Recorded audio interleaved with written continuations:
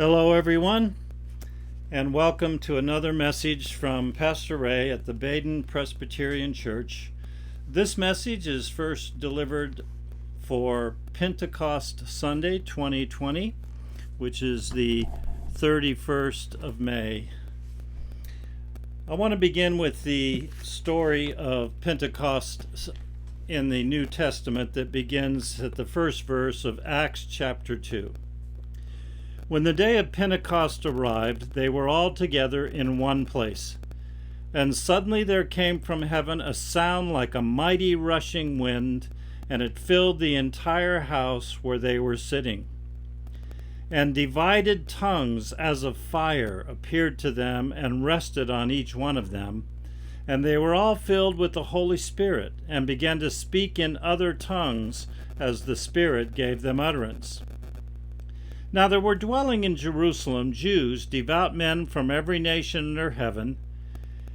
And at this sound the multitude came together and were bewildered, because each one was hearing them speak in his own language.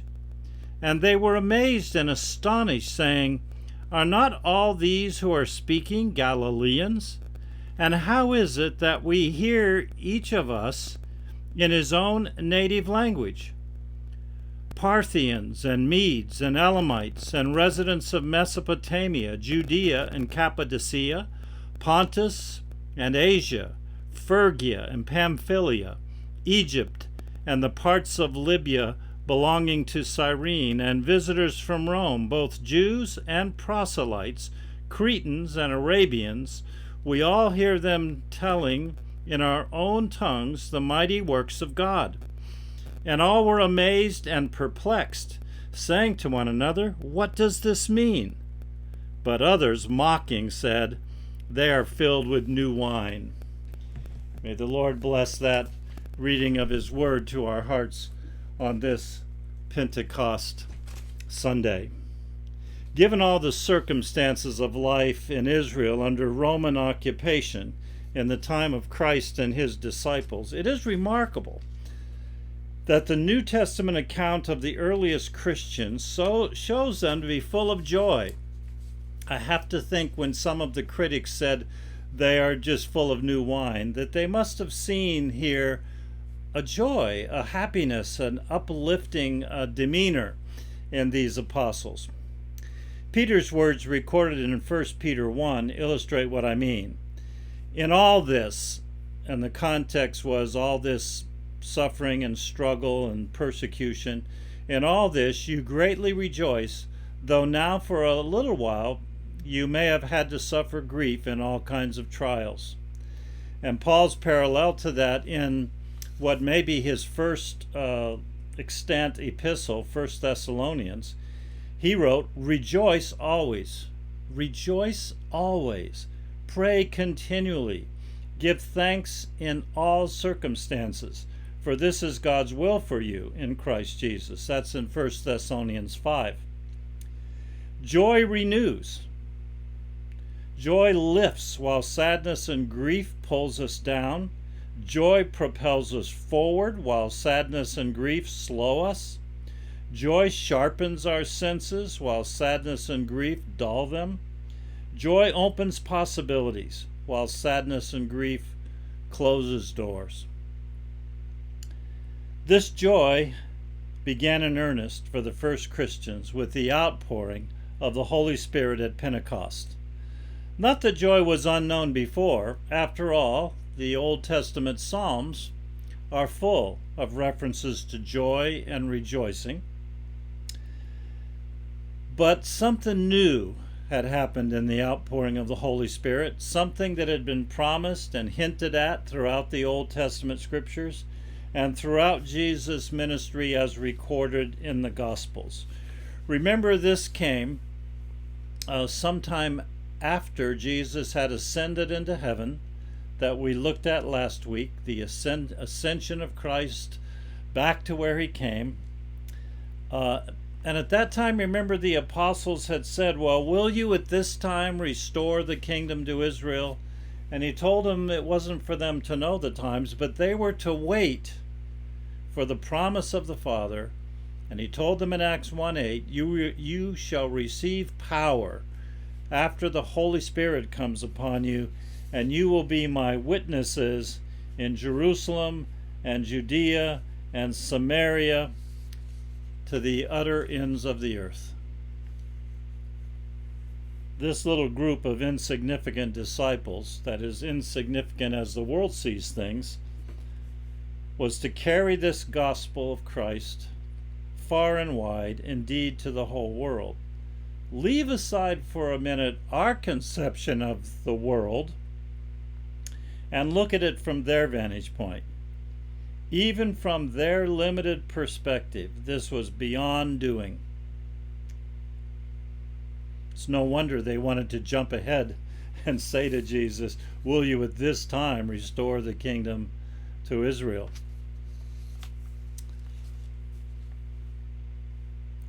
And we saw in that list that Luke is so careful to record in this passage that the people gathered for this festival of first fruits in Jerusalem at that time were from all over the empire. The full extent of the Roman Empire, which is their world, were represented among those gathered at that time on this festival of first fruits, which occurred 50 days after the Passover. There were thousands of Jews gathered. And when we read that the disciples were gathered when the Spirit came upon them, we ought not to think of only 12. We're told in other places that there were many more, and at one place that there were 120 disciples. So perhaps it could have been as many as the 120 gathered, waiting, praying, fellowshipping, worship. Would have been both men and women gathered at that time. They did not know when the fulfillment of the promise would come, but suddenly it was upon them. The Holy Spirit of power flooded over them. But the image we read is actually not an image of floodwaters, but of fire and wind. A kind of storm, really. As the Net Bible translates it, suddenly a sound like a violent wind blowing filled the entire house. This was an opportune time for the birth of the church, because we read in that after Peter's message, which follows the section I just read, there were 3,000 new disciples added to the church. That's in Acts 2:41. And these were indeed the first fruits of the fledgling church, who would go back to the many corners of the empire from which they came and begin to tell the story of Jesus in their respective Jewish communities. And you heard some of these were not even Hebrews by birth. Some of them were proselytes, that is, Gentile converts to Judaism, who would all go back and tell their stories. So we see here the first steps toward what the Apocalypse describes as, quote, the great multitude that no one could count, from every tribe, tongue, nation, and people. That's in Revelation 7:9.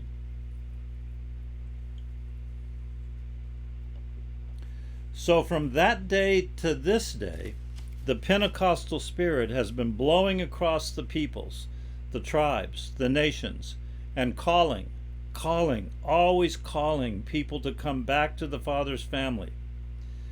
But there also is the ever-present opposition, the evil one sowing seeds of dissension, the sinful nature of humans irritating one another and mixing worldly ideas with the heavenly, creating ever new parties within the universal church. Paul wrote that our citizenship is in heaven, but too many Christians are more interested in their earthly citizenship and their particular political persuasions. And so the Jesus seated in the heavenlies, the Jesus who prayed, quote, that they will all be one just as you, Father, are in me and I am in them, John 17:21. This Jesus must grieve as he watches what has happened to that joyful unity that at times has made the churches so effective. Those first new disciples were taught, as Paul would later put it, that, quote, there is one Lord, one faith, one baptism, one God and Father of all, who is over all and in all and through all. Ephesians 4:5. Yet how quickly his people forget. So today, as we remember and celebrate that first Pentecost, we should reaffirm the calling to be world Christians, not American or Mexican, black or white Christians, but the worldwide body of Christ with no higher loyalties than his name and service, because he prayed to the Father that in this way, and I quote, the world would believe that you sent me. Also John 17:21. Now these things that we have heard about in this first Pentecost are miracles. The church began and continues with miracles, and we must take to heart that God would have us seek miracles, not to prove something, or not to make ourselves look more holy or closer to God, or anything like that, but to honor the Spirit that moves among us, and to learn not to lean entirely on our brains. So we wait in these extraordinary times, wondering what will become of the church. But let us not make decisions for fear that God's work will cease. His kingdom cannot fail. His work will be done. His word will accomplish that for which it is sent. It will not return void, to quote the prophet Isaiah. Much of the church today has lost the spirit of Pentecost. We live, worship, and believe as though the Holy Spirit is not present.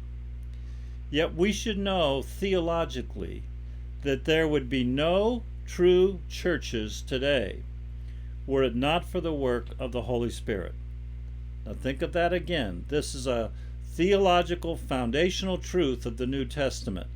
The church cannot exist, has not existed, without the work of the Holy Spirit, however subtle it may be.